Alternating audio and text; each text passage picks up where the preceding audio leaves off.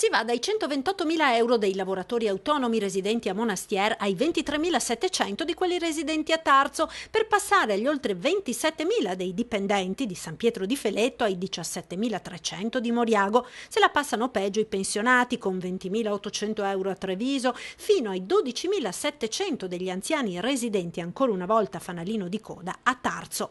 È la fotografia dei redditi dichiarati dai trevigiani nel 2016, elaborata dallo SPI-CGIL, dati che naturalmente vanno interpretati, basta un solo paperone residente in un comune ad alzare non di poco la media, ma che comunque rilevano un costante leggero aumento dei redditi rispetto agli anni della crisi più nera. Discorso che vale soprattutto per i redditi dei lavoratori autonomi, molto meno per i dipendenti, per i quali, se non ci fosse stato il bonus degli 80 euro per 200.000, il reddito sarebbe calato di 800 euro l'anno. Quindi, senza quella manovra, i redditi del lavoro dipendente per questi 200.000 persone sarebbero addirittura diminuiti, perché nel frattempo sono aumentate le tasse locali. Una distribuzione della ricchezza o della povertà che varia per fasce di reddito. Il 38% dei trevigiani dichiara fino a 15.000 euro l'anno, oltre il 35% dai 15 ai 26.000, il 21% dai 26 ai 55.000, solo l'8% ha un reddito dichiarato di 120.000 euro,